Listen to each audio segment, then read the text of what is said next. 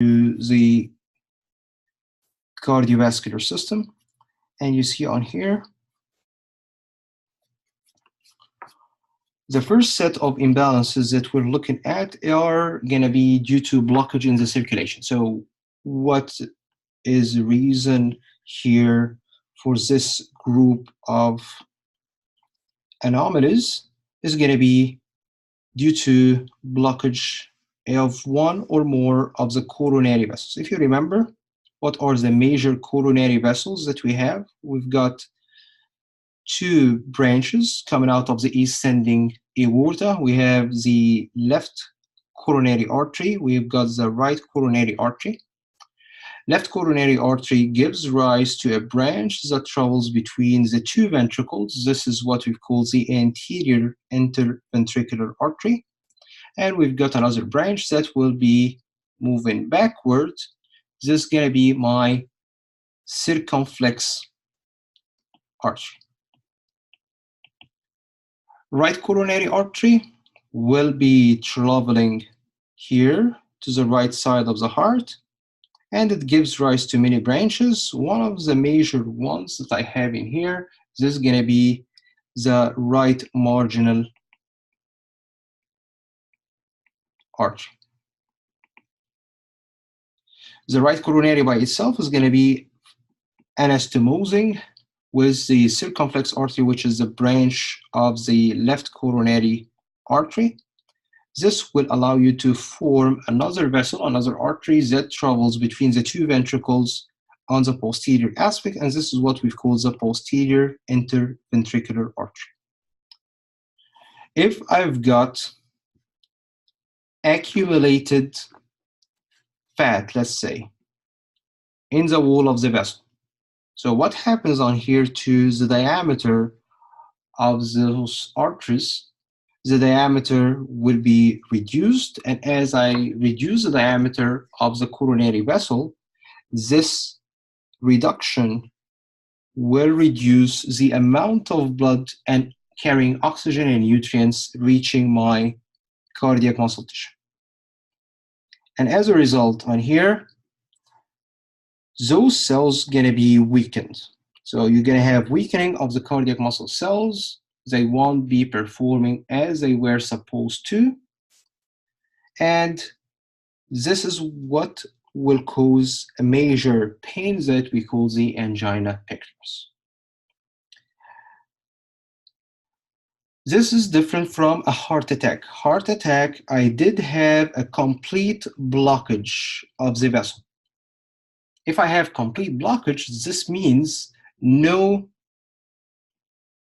blood is going to be delivered to the cardiac muscle cells. And if no blood is delivered to the cardiac muscle cells, this means you won't be able to survive. So the cardiac muscle cell on this side will die, will be destroyed. Can I regenerate cardiac muscle cells? What do you think? Actually, not. Cardiac muscle cells are not regenerable. What I can do here is to replace those cardiac muscle cells by scar tissue. This is the only thing I will be able to do. In this case, we've got a myocardial infarction. So myocardial infarctions will be directly related to reduction in the ability of the cardiac muscle to contract.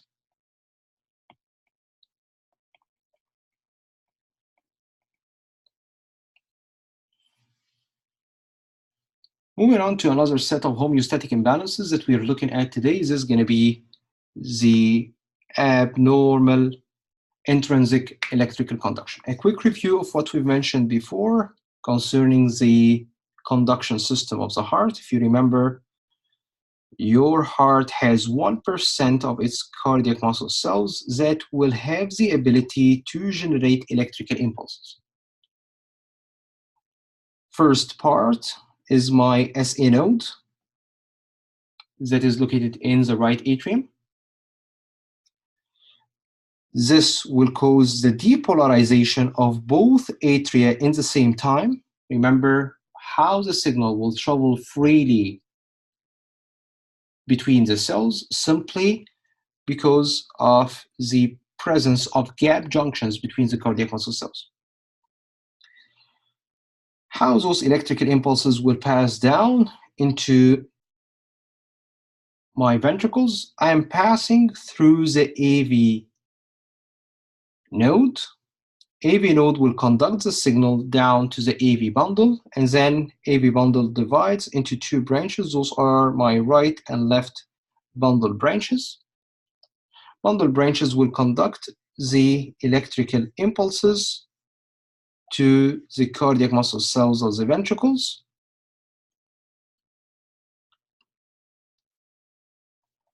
For the ventricles to depolarize. If you remember, first thing that takes place was atrial depolarization, which is going to be recorded on the EKG as a P wave. Then I have some time delay passing through the AV node. So nothing is going to be recorded. Then the electrical impulse will reach my ventricles, so the ventricles will depolarize. Depolarization of the ventricles is going to be recorded on the EKG as a QRS complex. After that, ventricles will repolarize. This is recorded as a T wave. So basic EKG appearance, you're going to have P wave, QRS, and then T wave. If we're looking on here, I might have arrhythmia. What is A? A means without, and I have lost my what in here? My rhythm. So normally you have a regular rhythm. So the same time is going to be spent for each of the muscle contraction. What if I'm skipping a beat? So I don't have this one, for example.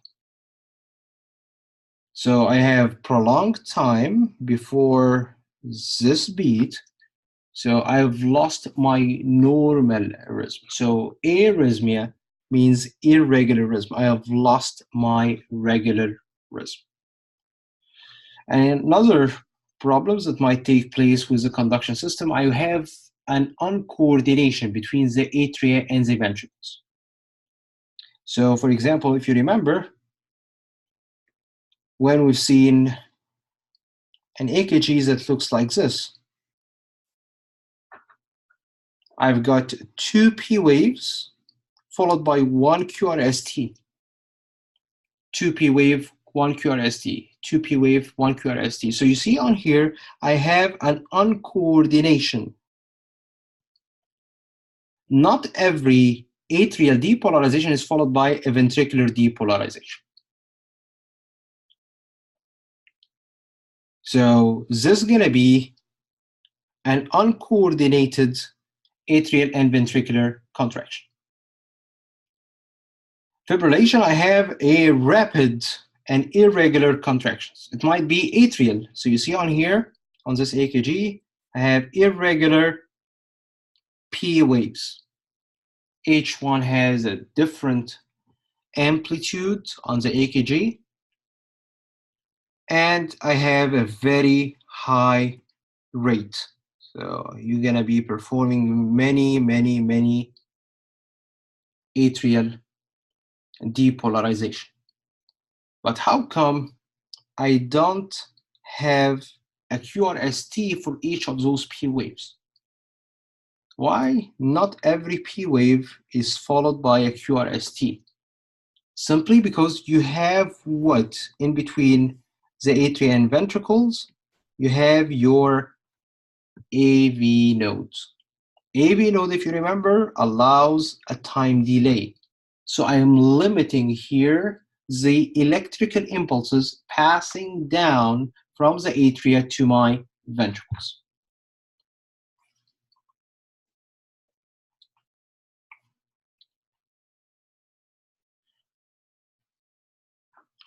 Moving on to another set of homeostatic imbalances in which I have a defect in the SA node. Remember, if I don't have a normally functioning SA node, I will follow my second fastest pacemaker. This is going to be my AV node. AV node will be depolarizing on average around 50 times per minute, creating a heart rate of 40 to 60 beats per minute. What condition other than having a myocardial infarction will disrupt the normal function of the SA node? If I've got an abnormal pacemaker. So I've got part of the heart that will be depolarizing even faster than my SA node. So if the SA node either not functioning or you've got an ectopic focus depolarizing at a faster rate, this will result in a defective SA node. What else is going to be related to the conduction system? A defect in the AV node. But why would it be a problem? If I have a defect in the AV node, I don't rely on the AV node to create my rate or rhythm. I have a normal functioning SA node. So what's going to happen on here, if I have a defect in my AV node, SA node is functioning normally, conducting electrical impulses down to the AV node. If you've got a defect in the AV node is not functioning, the electrical conduction passing down from your atria to your ventricles is going to be affected. This is what we call a heart block. So having defective AV node will result in a heart block. So few or even no impulses are going to be conducted down from the SA node to the ventricles. Moving on to problems with heart rate. If I have an abnormally fast heart rate, I have a heart rate above 100 beats per minute in resting conditions. This will result in tachycardia. Why is it a problem to have tachycardia? Why do you think? Simply, you see on here, if I'm contracting rapidly, contraction after another contraction after another contraction, you don't get enough time to relax. And remember, why do I need to relax my chambers? The chambers will need to relax in order for them to get refilled with blood. If I'm contracting at a very high speed, this will result in reduction in the amount of blood that will be available for me to pump on the next beat. So having tachycardia is not something that will be beneficial. Also, bradycardia. What's brady means? Brady means it's slow heart. So I have a very slow heart rate, goes below 60 beats per minute. And if you don't have enough cardiac contractions per minute, how is this going to be harmful? What do you think? You remember some things that we discussed last time in class called the cardiac output? What is the cardiac output? This is the amount of blood that I pump per minute. And cardiac output was equal to the heart rate times the stroke volume, the amount of blood I pump per beat. So if I did have a reduction in the heart rate, I go below 60, what's going to happen to the cardiac output as a result? I have a major reduction on here to my cardiac output, and so the amount of blood that will be delivered to my organs will be markedly reduced. Moving on to another homeostatic imbalance related to the heart as well. This is going to be the heart failure. And simply speaking, what is heart failure? This is going to be the failure of the heart. And what I mean by this failure of the heart, that I'm not going to be able to perform my main action. And what is the main action of the heart is to pump the blood to reach the different organs. So if I fail to pump adequate amounts of blood,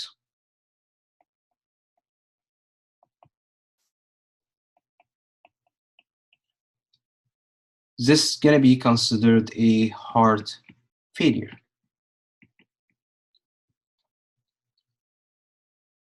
So what might cause heart failure? If, for example, I've got a coronary atherosclerosis. What's atherosclerosis? I did accumulate fat in the wall of the vessel. And again, what's going to happen as a result? You're going to be reducing the diameter of the vessel. And as a result, you're going to reduce the amount of blood flow delivering the oxygen and nutrients to the cardiac muscles. So if I have coronary atherosclerosis, marked reduction of the oxygen delivery will be taking place, and this is going to be weakening the cardiac muscle cells. If I'm not eating, I'm not able to perform work. I'm not able to generate energy. I'm not able to perform a cardiac contraction. Also, another cause for congestive heart failure is going to be having persistent high blood pressure. Why having hypertension puts a person at risk of developing heart failure? So you see on here, this is my ventricle.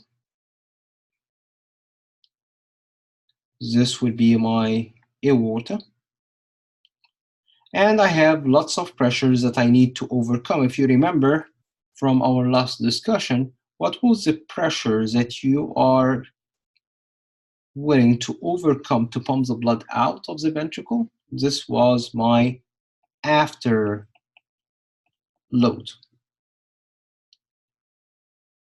Remember, an increase in the afterload will reduce my stroke volume. Let's remember together why I have a reduction here. Remember, what was the stroke volume? Stroke volume was the difference between the volume of the heart containing blood and the diastolic volume minus volume of the heart without blood and systolic volume. So if I have lots of pressure that I need to overcome on here, high afterload, this means for me that after I contract, you're still going to have some blood remaining. And as a result, you're going to have an increase in the end systolic volume. This increase in the end systolic volume will result in reduction in your stroke volume.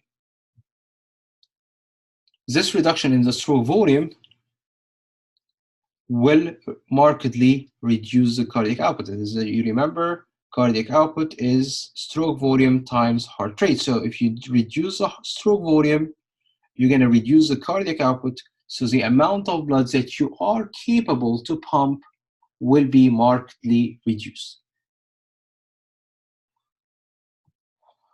What if a person did develop multiple myocardial infarctions? So I've got here, this is my ventricle. I've got a myocardial infarction in here. I've got a myocardial infarction. If you remember what's myocardial infarction, you've got dead cardiac muscle cells. And you replace those cardiac muscle cells with scar tissue. So this scar tissue doesn't have the ability to contract. And if you reduce contractility back from our last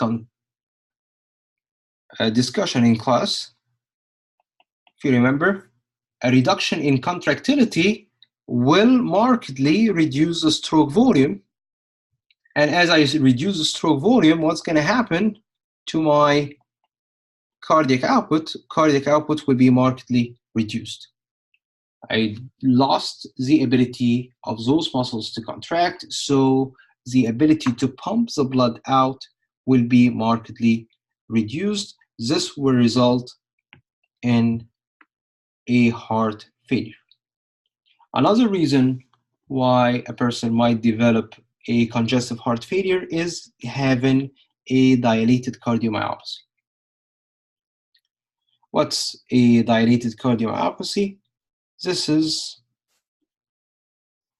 a type of heart failure that will result in dilation of the ventricle of the heart and reduced ability to contract. So again, I have major reduction in the cardiac muscle contractility, resulting in a reduction in stroke volume, causing a major decrease in my cardiac output, and this is what we're going to consider a heart failure. Moving on to embryological problem, developmental homeostatic imbalances. So let's add a slide over here. The first homeostatic imbalance that we're looking at is going to be the ventricular septal defect. So if I'm looking down in here, this is going to be my right atrium.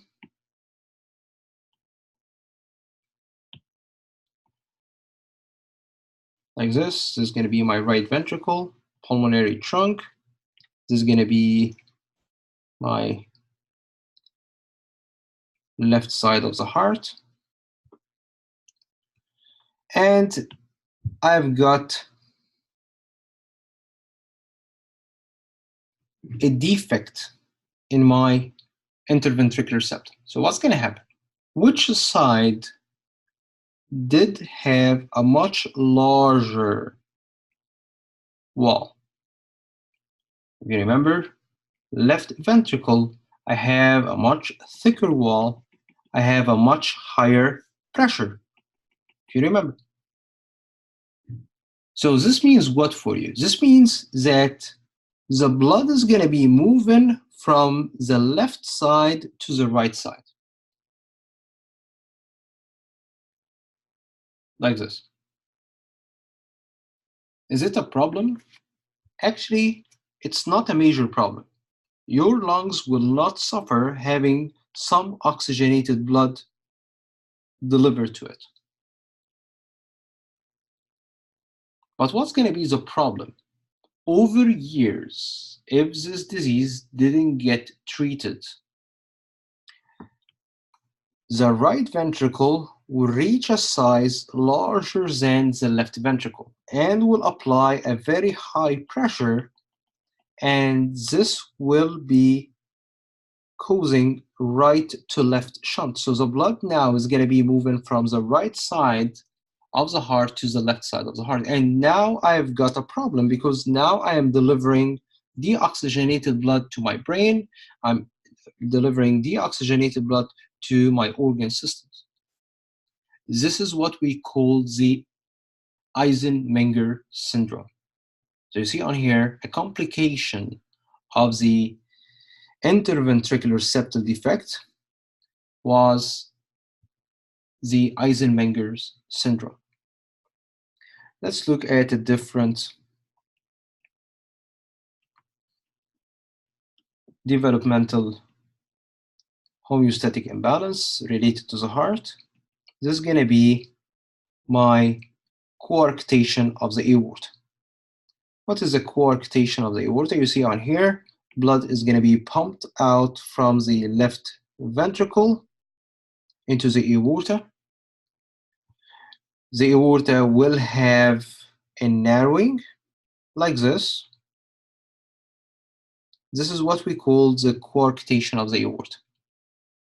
It's like a baby born with having hypertension. Why?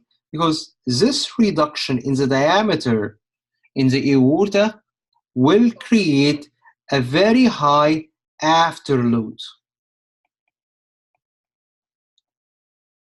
I have a lot of pressures that I need to overcome to pump this blood into my aorta because it's narrowed on here, coarctation. This narrowed aorta will cause major enlargement of the heart of this baby if it didn't get treated early, causing cardiomegaly. What's mega large? Cardio is heart. So I would have enlargement of the size of the heart. This is going to be due to, again, high afterload caused by the narrowed aorta. This is the main problems that I might get here with the aortic, with the coarctation of the aorta. Another problem that will be related to the heart, it has an embryological organ, is going to be the tetralogy of Fallot. What's tetralogy of Fallot? Tetra is 4. So this is a disease that has 4 problems on here. So if we're looking on here, what is the first problem? The first problem, I have ventricular septal defect. I have also an overriding aorta. So the aorta is going to be like this. I have narrowed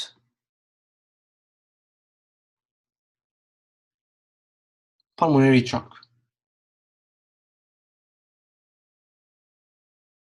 So you see on here, what is going to be a problem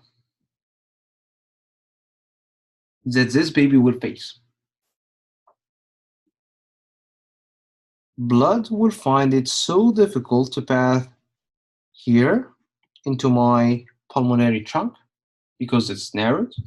And I have an open pathway, which is my aorta. So it's easier for the blood to move from the right ventricle into my aorta rather than to travel up to my lungs. So how will I deal with this patient? I will have to keep a duct that connects the aorta with the pulmonary trunk. That normally gets closed shortly after birth.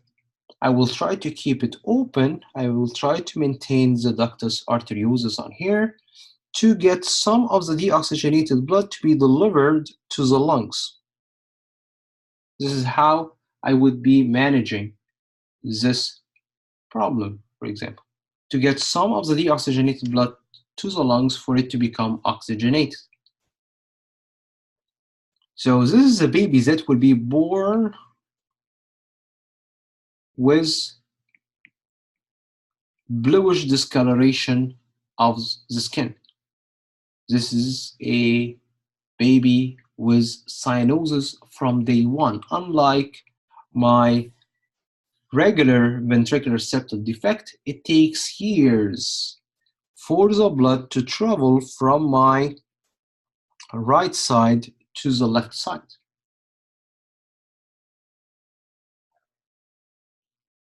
Any questions? Any questions? Please feel free to send me questions on here in the chat box.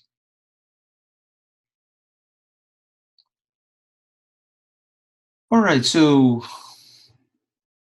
moving on to homeostatic imbalances that would be related to the valves of the heart. So the first problem that I might have in my valves, this is going to be related to narrowed valves. So if I have a valve like this, the valve allows the blood to travel from one chamber to another or from a chamber to a vessel, like this. The first problem that might develop is narrowed valves. This is what we call a stenosis.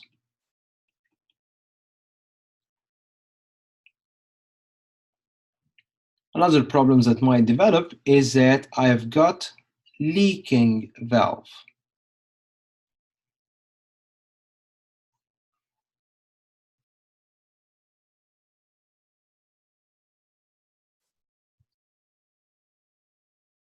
That will allow the blood to travel in the opposite opposite to the normal pathway. So the blood is supposed to be only allowed to travel down from the atria to the ventricle. This is my pathway that I should follow, but because I have a leaking valve, this valve will not prevent the blood from going up to the atrium or, for example, down from my artery. Allows the blood to move in an abnormal direction.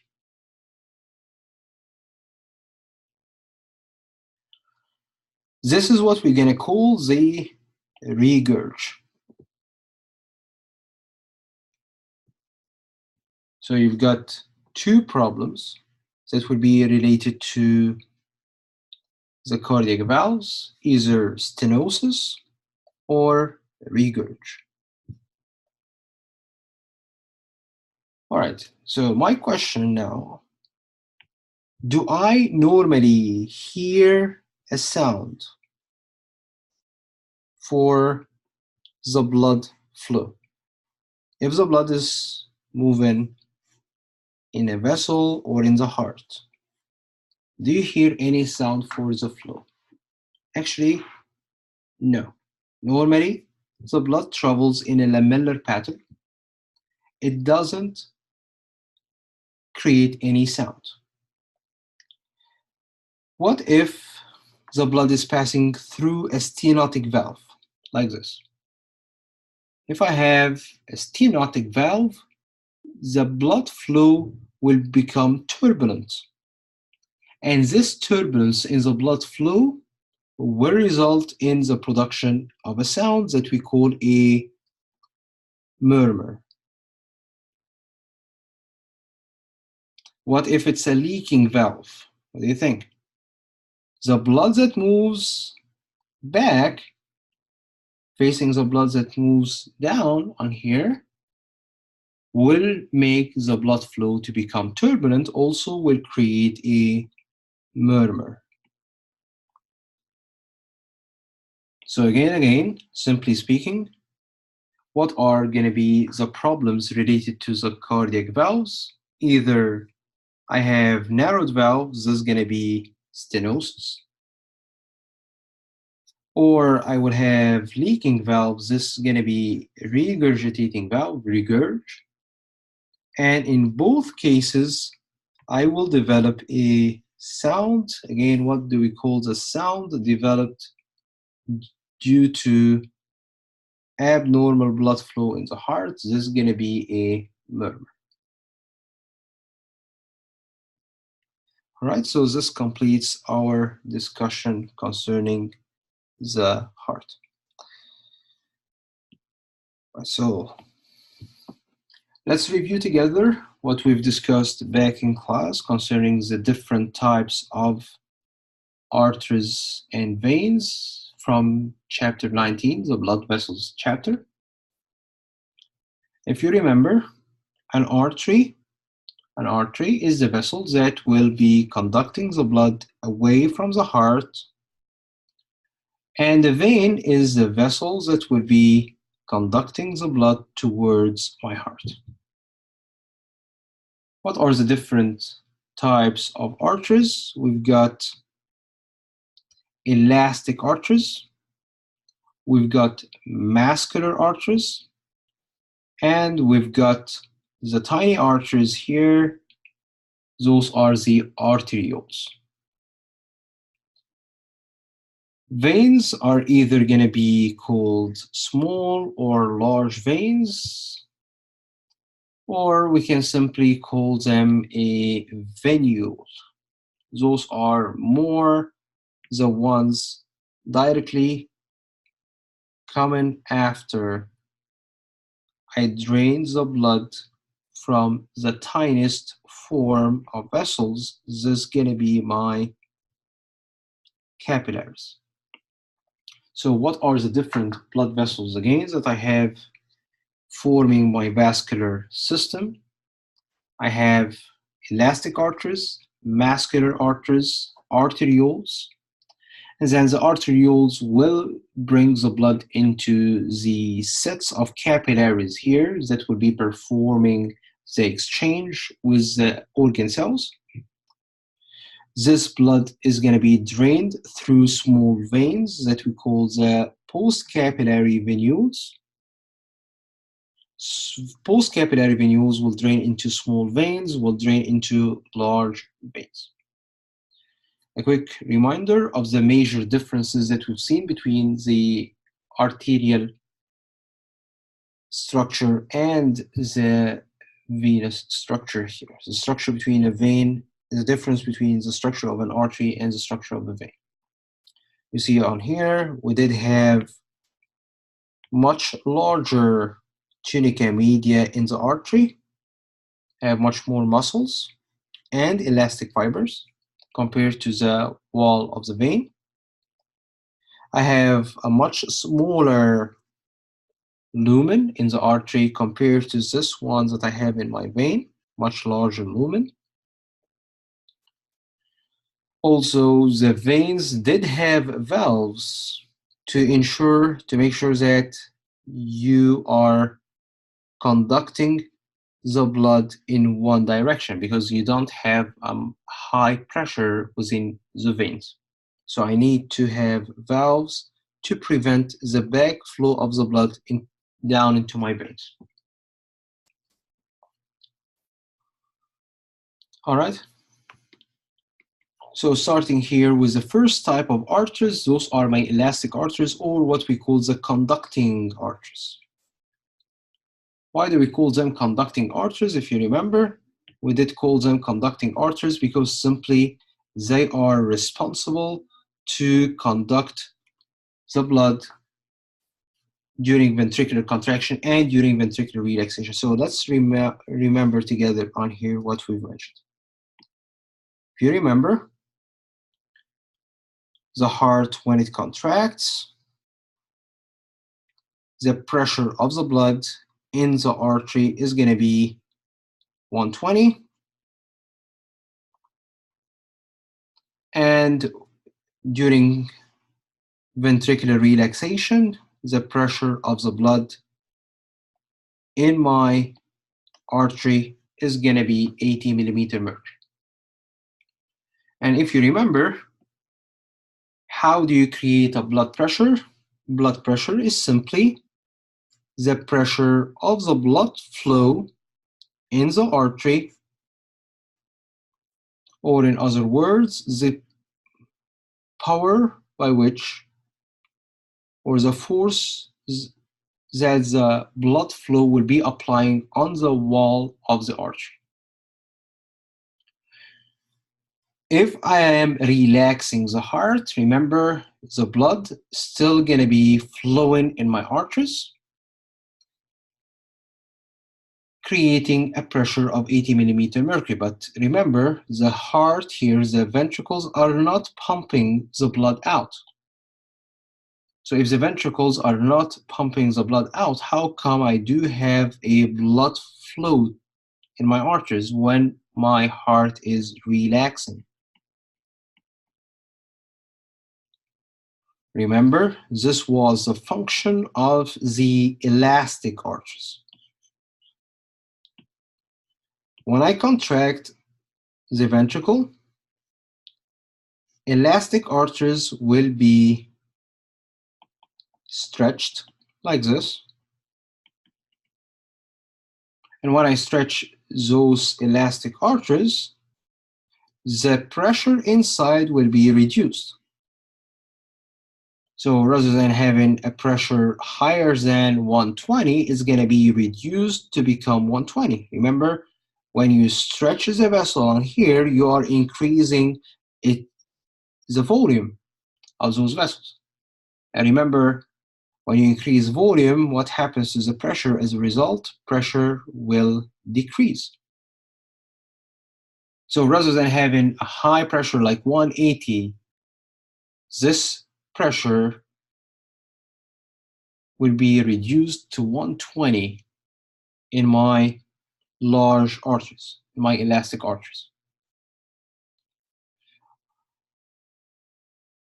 What happens when I relax my ventricle? My ventricle here is relaxing. I'm not pumping the blood out. How come I will keep the blood moving? Simply the stretched artery will recoil. And when I recoil the stretched arteries, this will reduce the volume available for the blood. And as I reduce the volume, again, what happens to pressure?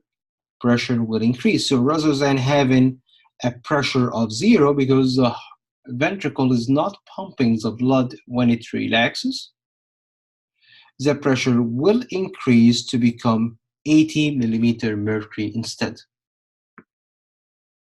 All right, so that's why another name for the elastic arteries will be the conducting arteries. Here, the elastic arteries are going to be acting as a pressure reservoir. I'm storing pressure when I stretch during ventricular contraction. Pressure will be stored on here, and I would use this pressure later on when I relax, when I recoil back to the normal size of the vessel. Moving on to another type of arteries that we're looking at today, this is going to be the distributing arteries or the muscular arteries. Distributing or muscular arteries, those are going to be located distal to the elastic arteries. They are the ones that will be responsible to deliver the blood to the body organs. That's why we're going to call them our distributing arteries.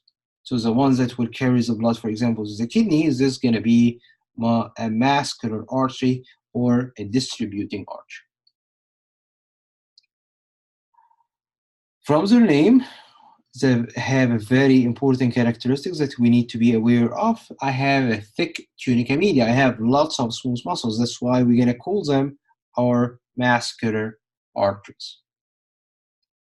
And why do you think you will need to have lots of muscles in the wall of those arches? They have the ability either to constrict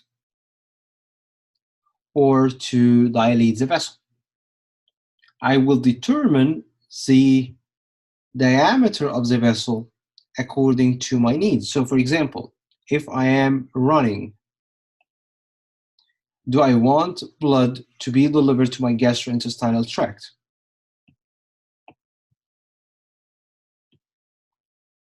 You see on here, this is my stomach, let's say, and this is one of my skeletal muscles that I'm currently using during exercise. I have one vessel that delivers the blood to both of them here. So what do you think? If you are running, do you want the same amount of blood to be delivered to your stomach that you are not currently using? Actually not. You see on here, what you're going to do, you're going to be constricting the vessel go into the stomach, let's say. And when you constrict the vessel, you create a high resistance against the blood flow. And this resistance will allow the blood to be shifted to your skeletal muscles that you are currently using. So again, why do we call the muscular arteries the distributing arteries? Because simply they will determine the amounts of blood reaching the different organs.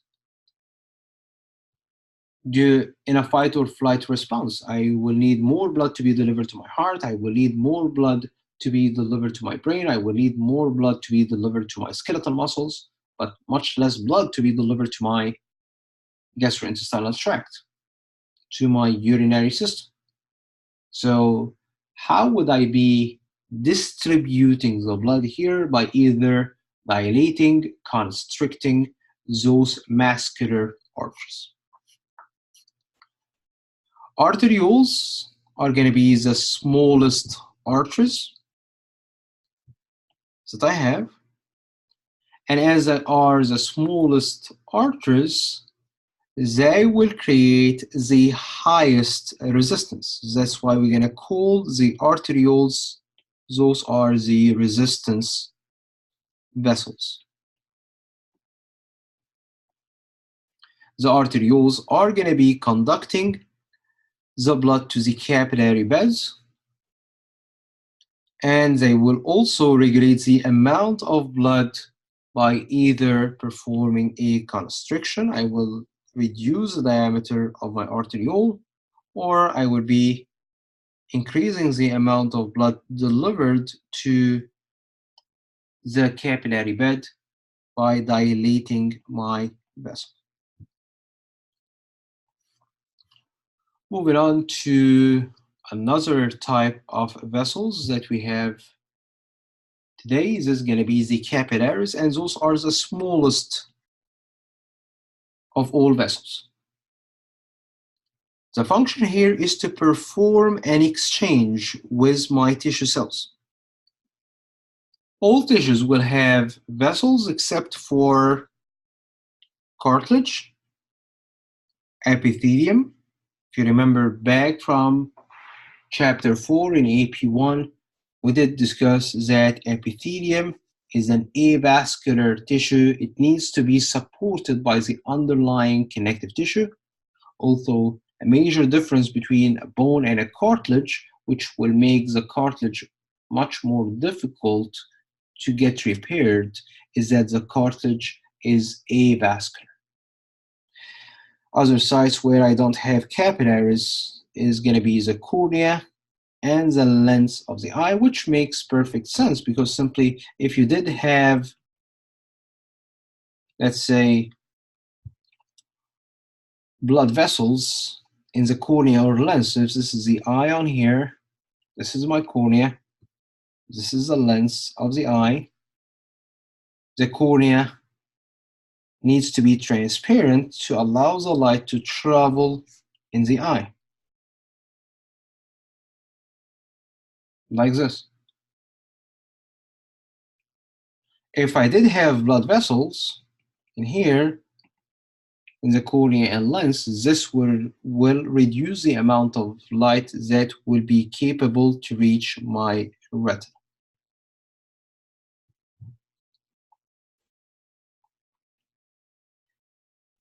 We have a classification here according to the structure of the capillary. We do classify the capillaries into three structural types. We have the continuous capillaries, we have the fenestrated capillaries, and we have the sinusoidal capillaries. Continuous capillaries are going to be formed of one row of cells. I don't have much spaces between those endothelial cells, as you see on here. No much spaces, I just have small intercellular clefts. And this is going to be the most common and the least permeable type of capillaries. I allow fluid containing salts and gases to travel from the blood to the cells and back from the cells to the blood. You see on here, those are going to be located in the skin, muscles, and in the brain.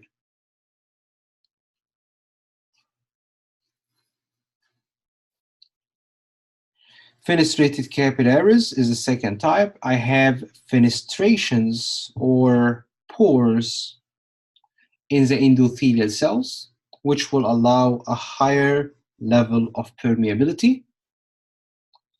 Small vessels that are located in the small intestine, in the endocrine glands, and in the kidneys. Why do I need to have fenestrated capillaries in those organs? To allow more filtration to take place, more absorption to take place, and the release of the hormones. So in the endocrine glands, I need to have fenestrated capillaries because I'm producing larger molecules, which are the hormones. I need to release those hormones into the blood. So I need enough spaces, which are going to be provided by those pores in the fenestrated capillaries. Another site where I need fenestrated capillaries is in the kidneys to allow the filtration of the blood to take place, small intestines to allow the absorption of the nutrients to take place. A third type of capillaries that we're going to have is going to be the sinusoidal capillaries, and this is going to be the most permeable type.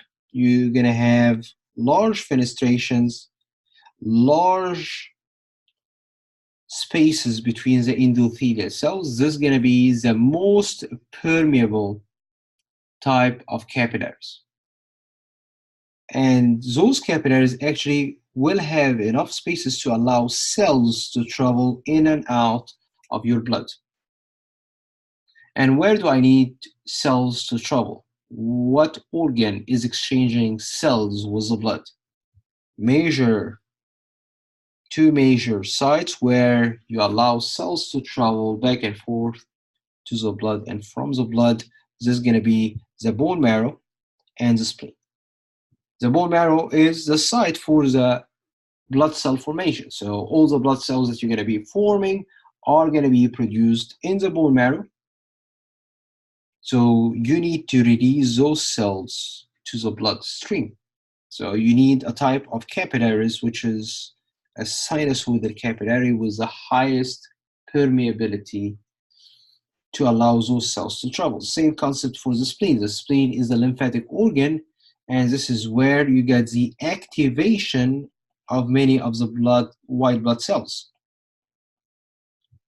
And the activation here of those activated white blood cells need to travel to the blood circulation in order to find the infection and to fight them. Liver is going to be another site where I will be dealing with large molecules like complex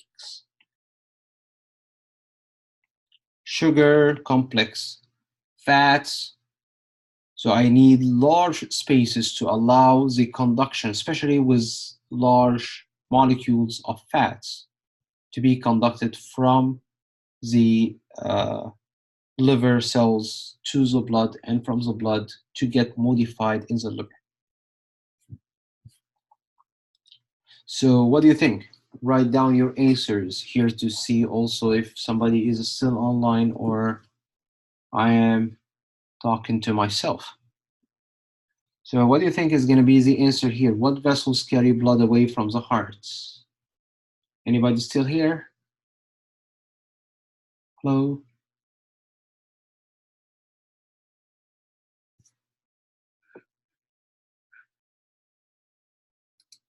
C. All right, so yes, exactly. vessels that will carry the blood away from the heart. This is going to be my arteries. Thank you.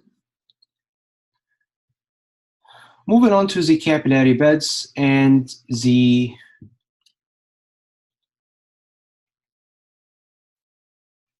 functional classification of my capillaries. Capillaries are either true capillaries, they are performing exchange, or they are met-arterioles or vascular shunts. See on here, let's start with the vascular shunts or the met-arterioles. Met-arterioles are not going to be allowing any exchange to take place between the blood and the tissue cells. I'm just conducting the blood from the artery to the vein. Compared to the true capillaries are allowing exchange to take place with the organ cells. So why would you think you will need to have met-arterioles? Why I don't simply have all true capillaries? If I did have all the capillaries as true capillaries, there will be no way for me to regulate the amount of blood that will be reaching specific capillary beds. So you've got here a capillary bed, let's say in the stomach. You don't want to give blood to the stomach. So what you're going to do, the blood will have to reach the stomach. But you don't want to give blood to the stomach, so what you're going to do, you're going to be using the vascular shunt to conduct the blood from the artery to the vein without performing the exchange by contracting the pre-capillary sphincters located at the base of the true capillaries.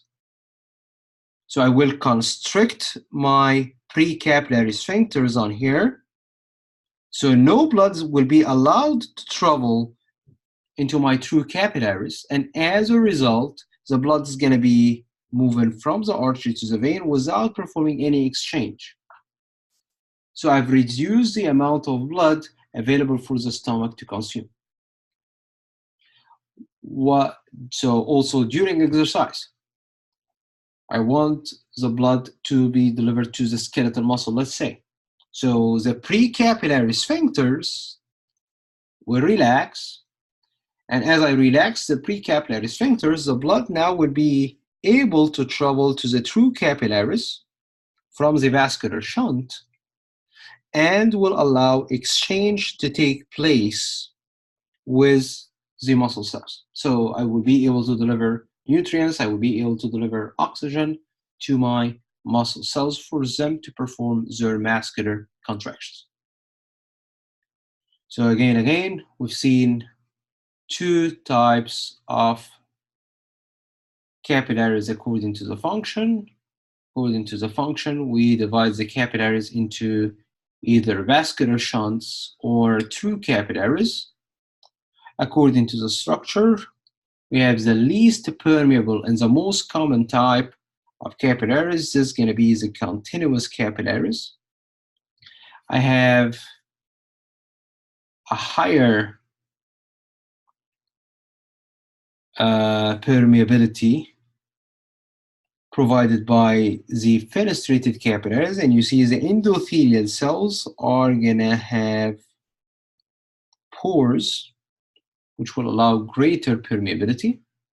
So we're going to have those fenestrated capillaries again in the endocrine glands, in the small intestine, and it's going to be located here in my kidneys to allow the filtration.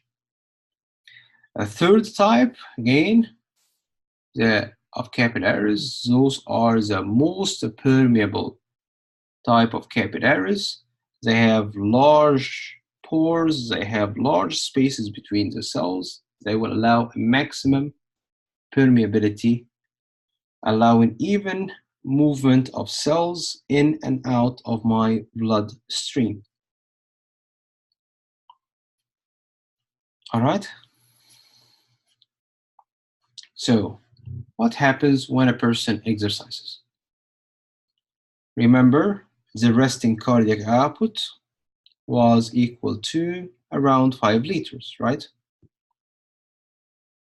And the maximum cardiac output, it's like 5 times, let's say 25 liters. Are you only increasing the amount of blood pumped from the heart by increasing the heart rate, by increasing the stroke volume? You're not only increasing the amount of blood, but also you are redistributing this increased volume. So you see, for example, when I exercise, during rest, the skeletal muscles were receiving almost 1 liter of blood, compared to on here, when I exercise, almost 13 liters of blood will be delivered to my skeletal muscles. So almost 10 times the amount of blood will reach my skeletal muscles, compared to something like my kidney, let's say. Kidney receives almost 1 liter during rest, so almost the same amount like my skeletal muscles. But you see on here, during exercise, you're gonna get less blood delivered to your kidney, almost half of the amount reaching the kidney during rest. So what allows you to redistribute the amount of blood again is by constricting or dilating the precapillary sphincters, regulating the amount of blood reaching the true capillaries. I am redistributing here the blood delivery. Moving on to the venous system, small veins that will get the blood out. Those are very porous. They will allow white blood cells, fluids to travel. They will have a very similar structure to the capillaries that we've just seen. Larger venules will gain 1 or 2 layers of smooth muscle cells, so they will become thicker. Those venules will drain into larger veins, and we're going to call the veins are the capacitance vessels. If you look at this chart on here, you will find that at any point, almost 60% of the blood volumes that I have is going to be kept in my veins. And why the veins are capacitance vessels, why they keep a huge amount of blood in them, compared to the heart only contains 8%, arteries will contain only 15%, the pulmonary vessels 12%, and the capillaries are 5%. So why veins will keep this huge amount of blood in them? Simply because they have first a large lumens compared to the arteries. This is what we see. And another thing is that they have a low pressure. So the blood is not trying to escape from the veins. Remember, blood moves from high pressure to low pressure. So if I'm telling you that the veins have low pressure, I have low pressure on here. So this means the blood will not gonna be trying to leave the veins. Compared to an artery will have a much greater pressure, so the blood always is trying to move away. And this will also tell you why I will need to keep a unidirectional flow on here by having valves. Why you don't have valves in your arteries? The arteries are gonna have high pressure pushing the blood away. Compared to the veins will have low pressure, so the blood will try always to be kept in the veins, as the blood is going to be moving all the time from a high pressure to a low pressure. So this is very important to keep in mind, that the veins have low pressure. That's why they will require valves to maintain a unidirectional flow, and also they will act as capacitance vessels. Most of the blood in your body is kept in veins.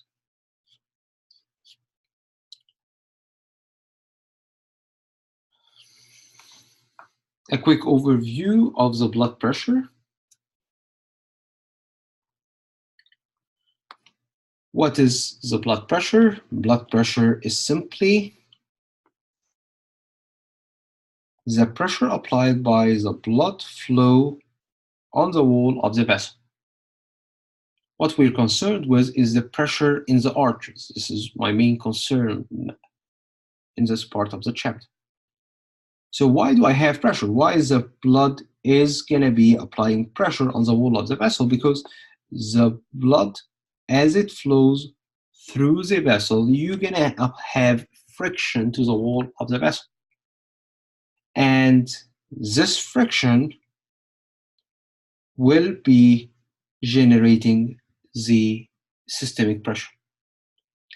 So the highest pressure that I will get is going to be in the elastic arteries. So in the elastic arteries, the pressure during ventricular contraction is going to be 120 millimeter mercury, compared to during relaxation. At the time of the relaxation, is going to drop to 80 millimeter mercury. As you keep moving away from the elastic arteries, you go to smaller arteries, you have a drop in systolic, you have a drop in diastolic. What is systolic? Systolic is the pressure at the time of, again, ventricular contraction.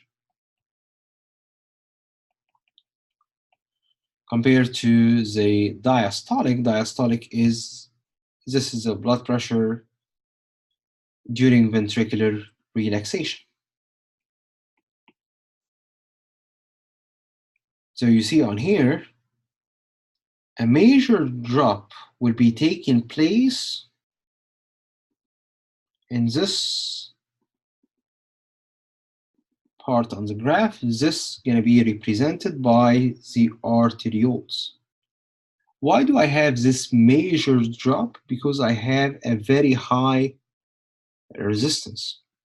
If you remember, if you go back a few slides, we mentioned that the other name for the arterioles, they are the resistance vessels. And as I have a very high resistance in the arterioles, this will drop my pressure.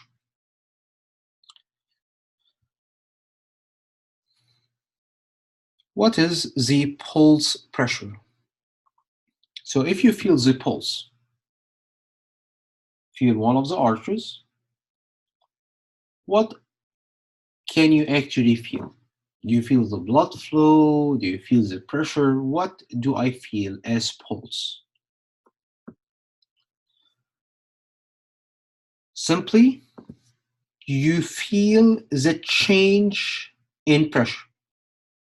So you see on here, this is my blood vessel. During ventricular contraction, you've got a pressure of 120 millimeter mercury. During ventricular relaxation, this pressure drops to 80 millimeter mercury.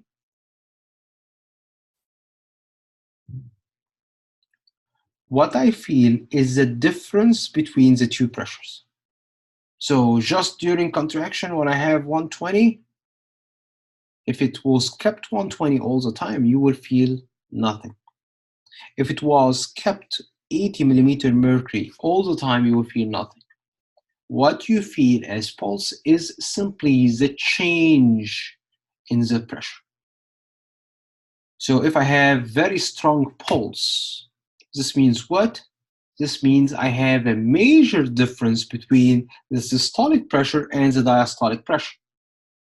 Simply speaking, the pulse pressure is the difference between pressure during ventricular contraction and the pressure in the artery during ventricular relaxation.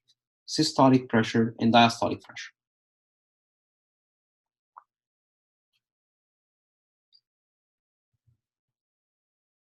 Which one should I be using? If I decided to have a study to check the effect of one medication on the blood pressure, which one should I consider? Are the systolic, the diastolic, or the pulse pressure? I will actually gonna be using mean arterial pressure. What is the mean arterial pressure? Mean is gonna be the average. So why is it diastolic pressure plus 1/3 pulse pressure? Why didn't I consider half diastolic pressure plus half of the systolic pressure if I am trying to create an average? Why this is not representing the average? Because if you remember, your heart is taking more time to relax rather than to contract. If you remember, this was the AKG. This was the action potential of the cardiac muscle cell.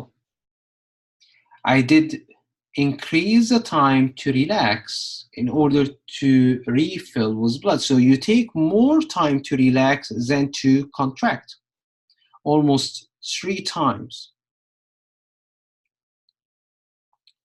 So I will consider diastolic pressure, and I will add to it just 1/3 because, or representing 1/3 of the pulse pressure to represent the systolic blood pressure during this limited time. So if I decided here to divide the time for the blood pressure, let's say this is going to be representing 2/3 for the relaxation, 1/3 is going to be spent for contraction. So I will consider only 1/3 of the systolic compared to the 2/3 of my diastolic. This will give me the average pressure, or in other words, the mean arterial pressure. Pulse pressure and mean arterial pressure both will decline with increasing distance from the heart. You see on here, when we go back to this graph, all the pressures are going to be decreasing as you move away from the heart. And as I keep moving away from the heart, what's going to this result in?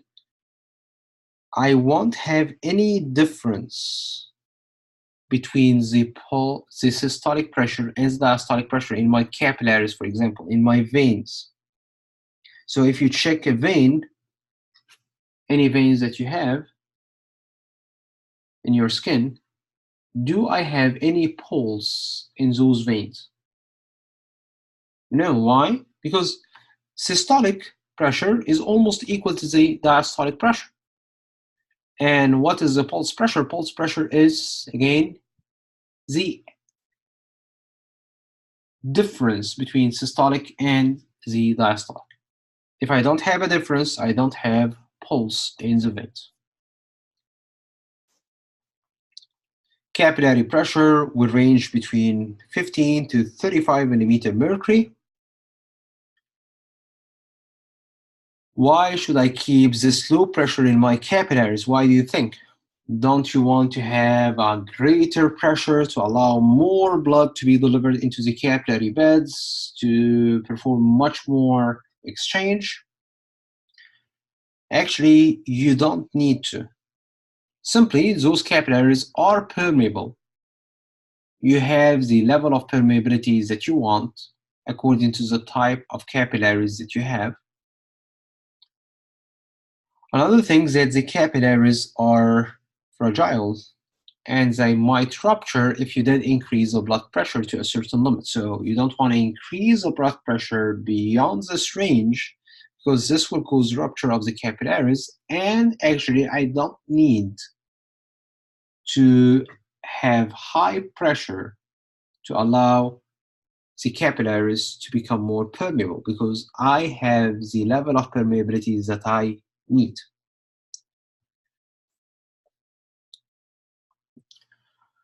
Venous blood pressure in small veins, I will have a pressure around 15 millimeter mercury. As you keep going to the large veins, this will markedly be reduced.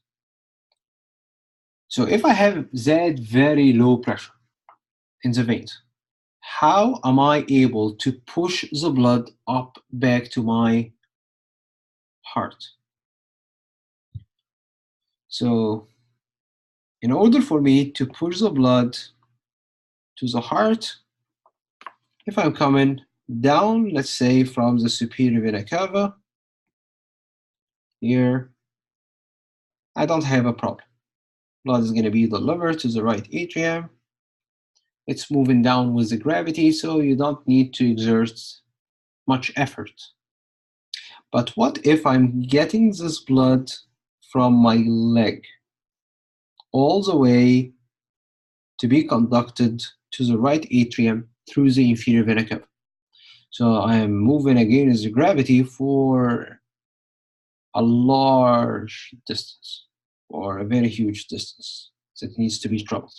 So how would you be able to pump this blood up with that low pressure?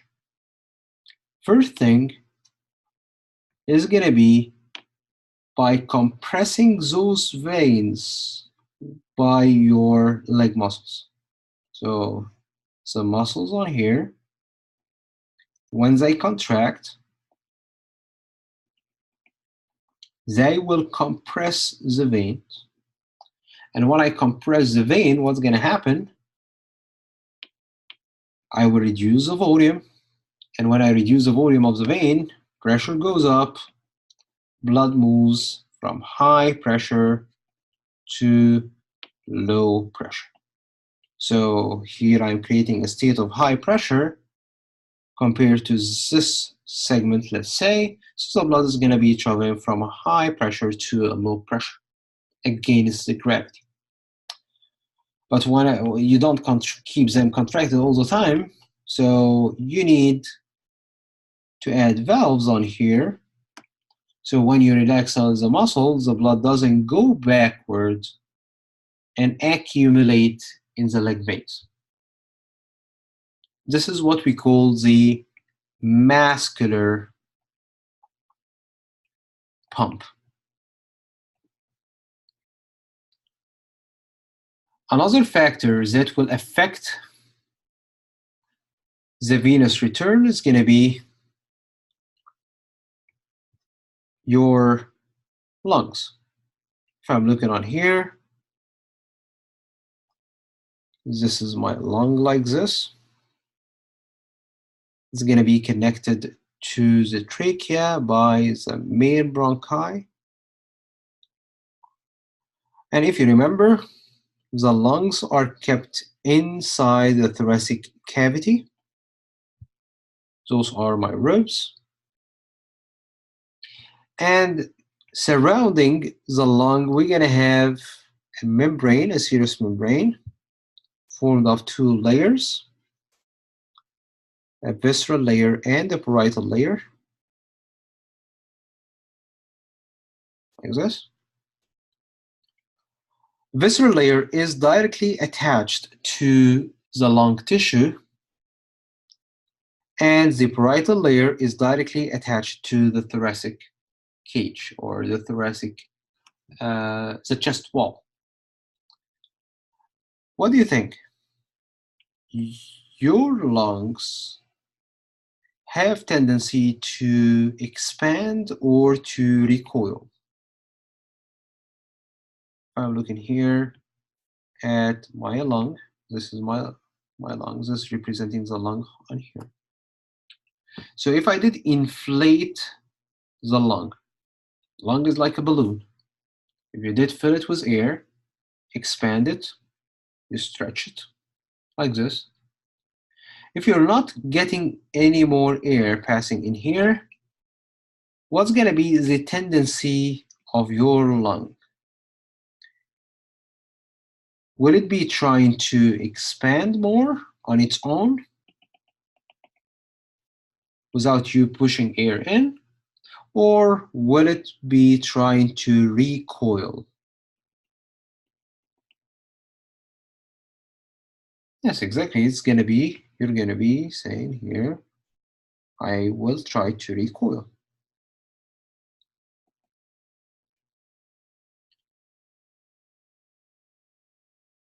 So here the lung is going to be pulling the visceral layer of the pleura inside.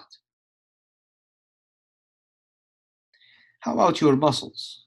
The muscles between your ribs on here. Will I have tendency to contract or to relax? Muscles will try all the time to pull the ribs to move to the outside.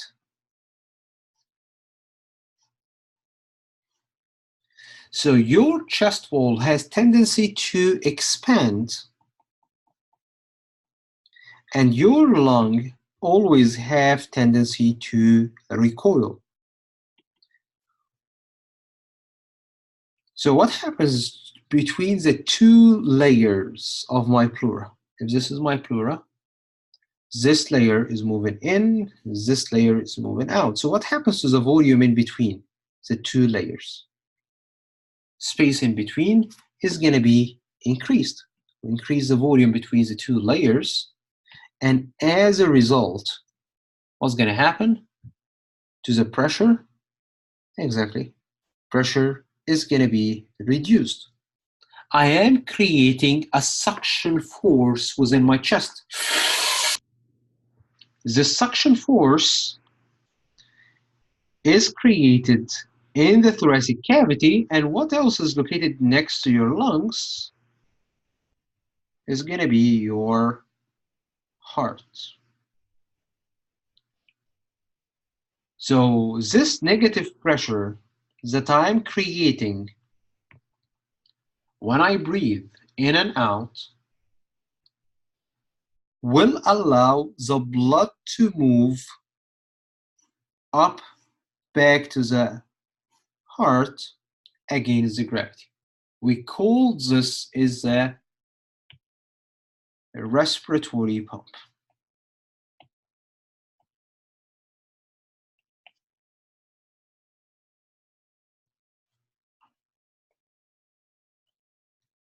All right, so again, what are the two factors aiding the venous return? The first one that we've seen, this was the muscular pump. Muscles are going to be squeezing the veins, allowing you to create a state of high pressure at this site, and the blood to move up at a lower pressure, moving the blood against the gravity. The other factor was the respiratory pump. When I breathe in, my lungs' tendency to recoil will increase, and my chest tendency to expand will increase. This will allow me to move the two layers of the pleura away from each other, increasing the intrapleural space or intrapleural cavity. When I increase the intrapleural cavity, this volume, as it increases, I will have a reduction in the pressure of my thoracic cavity.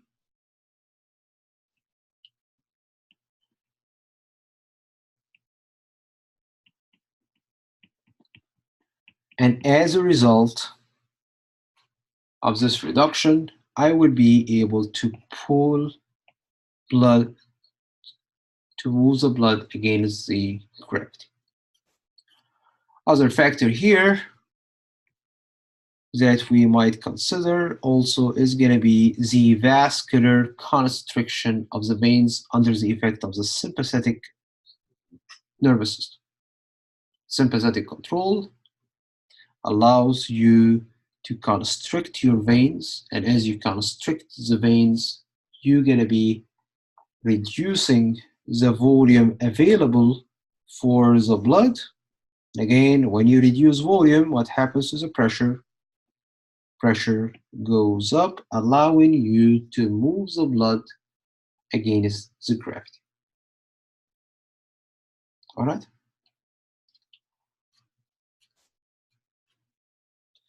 All right, so where is blood pressure highest? Waiting for your answers.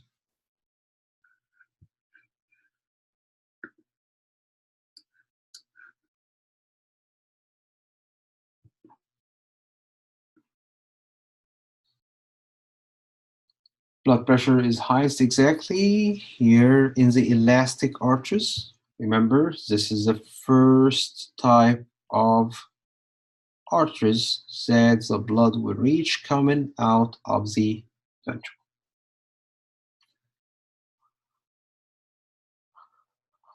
All right, so in class next week, we're going to discuss the regulation of the blood pressure. How do I maintain the blood pressure? Now I want to discuss the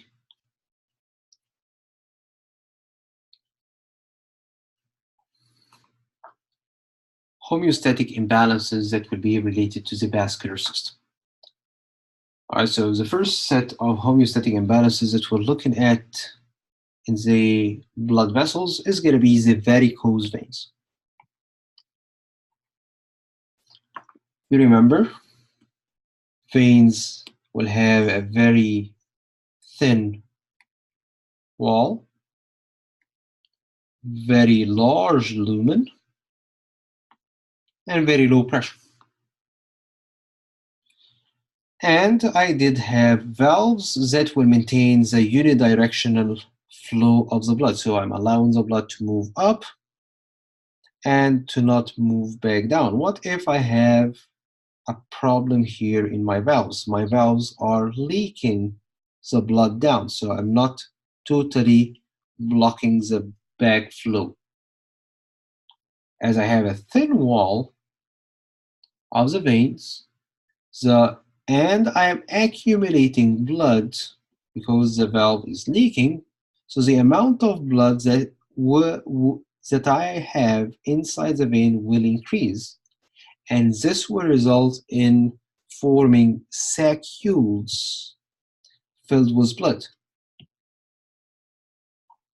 dilated veins on here.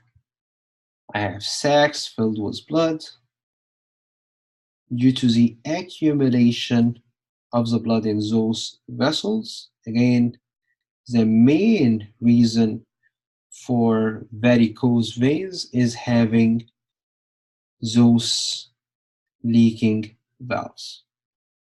Valves are not completely closing, are formed of weak collagen fibers, and this is something which is pretty common in adults. Almost 15% of adults will develop varicose veins.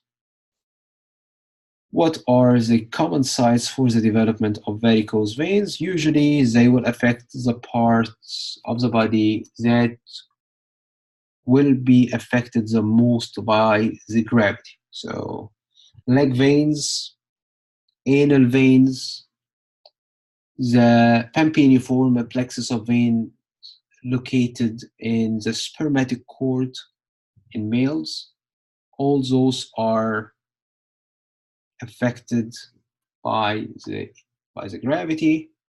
We don't have much support to the wall of those veins, so they are the most common to be dilated and form those sacs filled with blood that we call again varicose veins. Homeostatic imbalance that will be related to the blood pressure. If I have a low blood pressure, this is called a hypotension, and we diagnose hypotension when a person has a blood pressure during ventricular contraction, systolic blood pressure lower than 100 millimeter mercury. Normally, systolic blood pressure should be around 120 millimeter mercury. If you go below 100 millimeter mercury, this is going to be hypotension. And what's going to be my problem here? If I have hypotension, you don't deliver enough blood to the organs.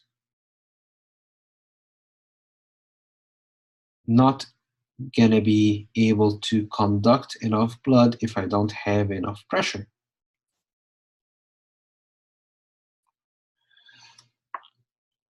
What's going to be the risk factor for developing hypotension? This is like a funny story on here related to hypotension. So actually, people who didn't get a cardiovascular problem early in age,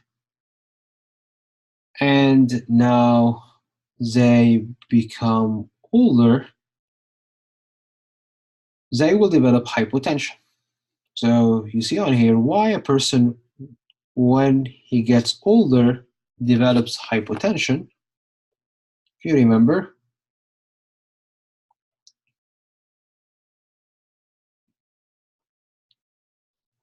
how do I get the blood up back to my heart?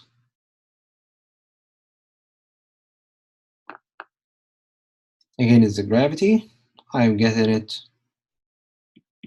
due to the muscular pump, right? One of the major factors that would bring the blood back to the heart. So what happens when a person gets old? I would have weaker muscles. So weaker muscles means for me that I'm not going to be able to squeeze those arteries, those veins, I'm sorry. I'm not going to be able to squeeze those veins to push the blood to move back to the right atrium against the gravity. So this is one thing. And if I don't have enough blood coming back to my heart,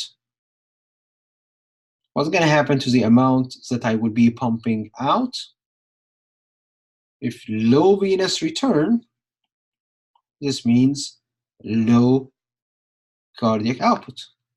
And if I have low cardiac output, what is the cardiac output? This is simply your blood flow.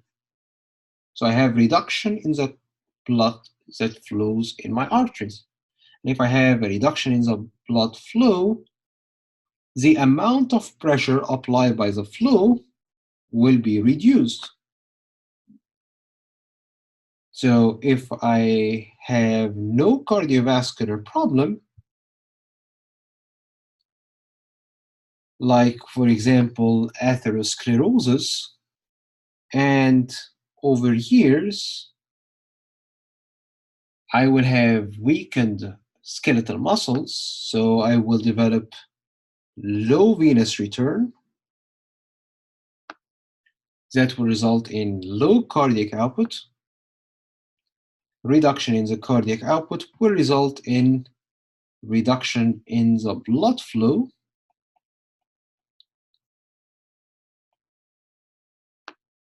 Lower blood flow means lower blood pressure, or what we call, again, hypotension. Moving on to another homeostatic imbalance that would be also related to the blood pressure. This is going to be hypertension, increased pressure. We diagnose high blood pressure or hypertension if a person has a blood pressure of 140/90 or higher. It might be a transient adaptation, like if a person is exercising, it's pumping much more blood, higher cardiac output. Higher cardiac output means more blood flow means higher blood pressure. Might be due to fever, might be due to emotional upset, or activation of the sympathetic nervous system in a fight or flight situation. All this will result in a transient increase in my blood pressure. Often it's going to be persistent in obese people due to many factors, including higher risk for developing atherosclerosis if I have narrowed vessels on here. Try to imagine that the vessel here is like a hose that you have, that you're watering your yard with.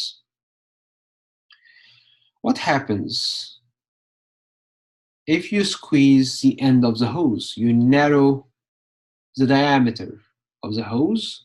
What happens to the pressure of the water going out of the hose? It travels out at a much greater pressure.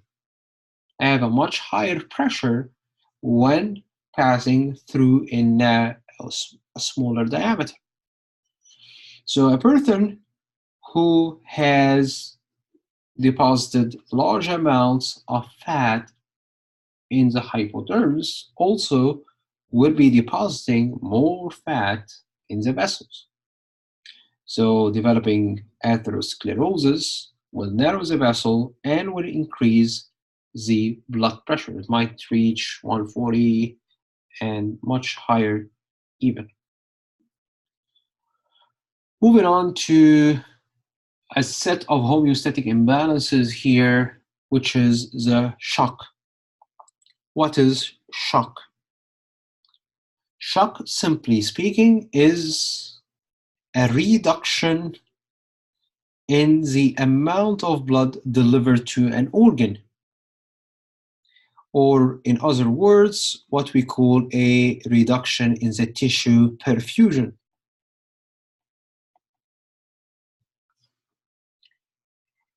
What allows you to have enough tissue perfusion is going to be your blood pressure. So, in other words, I have a drop in my blood pressure causing a drop in my tissue perfusion that will result in a shock. So 3 reasons here that might cause shock. Either I don't have enough blood. For example, a person did have a car accident. He lost large amounts of his blood volume. And as I lose large amounts of blood volume, the amount of blood that I have will be reduced. And as I reduce the available blood, no enough blood going to be pumped out of the heart, so I will have lower cardiac output. As I reduce the cardiac output, what's going to happen to the pressure of the blood? If you remember, pressure is simply a flow of the blood against the resistance of the vessels, the friction applied against the blood. So you see on here, if I don't have enough blood, I don't have enough cardiac output, and as a result, I have a decrease in the blood pressure, having a major reduction in the blood pressure to the extent where I have a major drop in my tissue perfusion. And my tissue perfusion will result in what we call a hypovolemic shock. What's hypo? Hypo means low, and volume, and emia means blood. So this is a type of shock in which I have low blood volume. This is hypovolemic shock. So the reason here, the first reason that we've mentioned for hypovolemic shock is a person that got hemorrhage. Another reason for hypovolemic shock might be due to loss of large amounts of fluid, either due to severe vomiting or due to diarrhea. Large amounts of fluid has been lost, and as a result, reduction in blood volume means reduction in cardiac output, means reduction in pressure, means reduction in tissue perfusion, causing shock. Another reason for hypovolemic shock would be extensive burns. If you remember,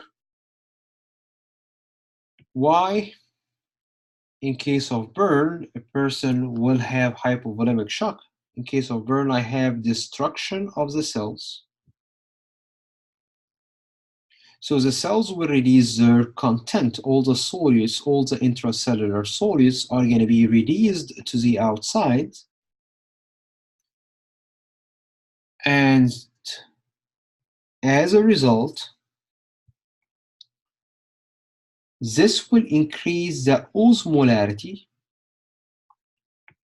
of the fluid around the vessels and the fluid around the cells. This is called the interstitial fluid. I have lots of solutes now in the interstitial fluid compared to my blood.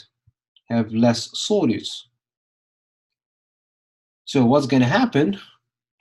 The water loves to move to the site with greater osmotic pressure. So the water leaves the blood vessels and go to the site with higher solute content. This water transport is what we call osmosis. So you see on here, what I did end up with is loss of water from my blood, and as a result, drop in its volume. Moving on to another reason for shock is going to be due to problem with my vessels. I am a vascular shock. If I don't have any resistance against my blood flow, so you've got here blood flowing through your vessel, but the vessels are dilated like this. Would I be able to apply pressure on those dilated vessels if they are that huge? No, I would have a very minimal effect. I won't be able to create a pressure. So pressure is created by having flow against resistance. If I don't have flow, like in a hypovolemic shock, I'm not creating pressure. But if also I don't have resistance against the flow, I won't have pressure. So if you have water that you're throwing out in the space, it's not applying any pressure because simply you're not facing this water by a resistance. So what creates the pressure is simply the flow against the resistance. So if I don't have enough resistance, I have a major drop in the resistance. Why? Because simply you have dilation of the arteries, extreme vasodilation. And as I have extreme vasodilation on here, no much resistance will be created, and as a result, major drop in the pressure, resulting in drop in the tissue perfusion,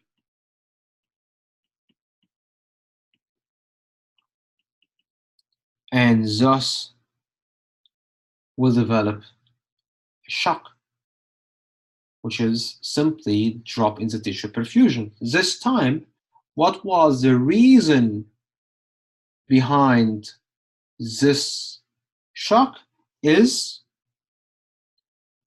my vessels.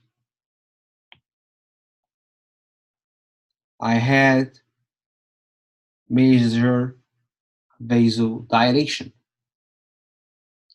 So what might cause vasodilation? If a person has anaphylaxis.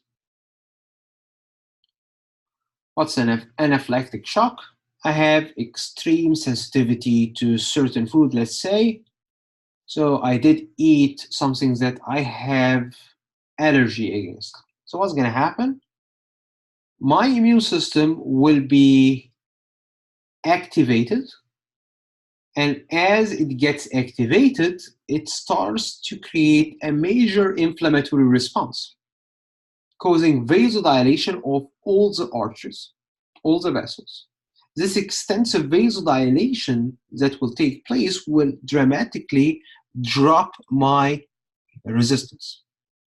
And this major drop in the resistance will result in drop in pressure, drop in tissue perfusion, and vascular shock. So the reason again for the vascular shock is the vessel.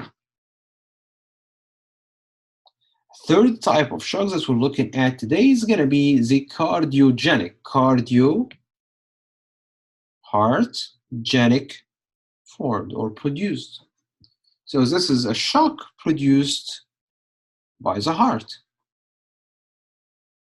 So why would I have a shock produced by the heart? So again, what is the pressure? Pressure is the flow of the blood facing a resistance of the vessel. What is the flow? Flow is the cardiac output. What creates the cardiac output? If you can remind me, cardiac output is simply stroke volume times heart rate. And if my heart can't contract like this, would I have a normal stroke volume? No. I would have a major drop in stroke volume, and as a result of this major drop in stroke volume, I have a reduction in the cardiac output, the amount of blood leaving my ventricle in a minute, dropping my blood flow. And as I drop the blood flow, what's going to happen to the pressure? No blood flow, no pressure. And no blood pressure or reduced blood pressure will reduce the ability of the blood to travel into your tissues, causing a drop in the tissue perfusion. So the reason for the shock in here is going to be the heart itself. The heart is not contracting as it should be.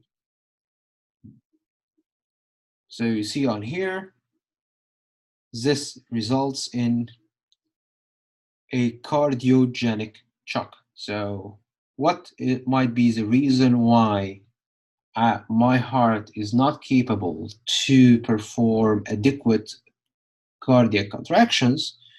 For example, having myocardial infarctions. Part of the heart is dead and replaced by scar tissue, so you're not able to perform enough force to pump the blood out. Our last homeostatic imbalance today, this is going to be atherosclerosis. And if you see on here, this is the wall of the vessel. And I did accumulate fat. This will cause a major decrease in the diameter of my blood vessel. Reduction of the diameter of the blood vessel means higher resistance, and higher resistance means, remember always that as you increase resistance, when you press on the end of the hose, water travels at a higher pressure. So increased resistance increases pressure. So it puts a person at the risk of developing hypertension,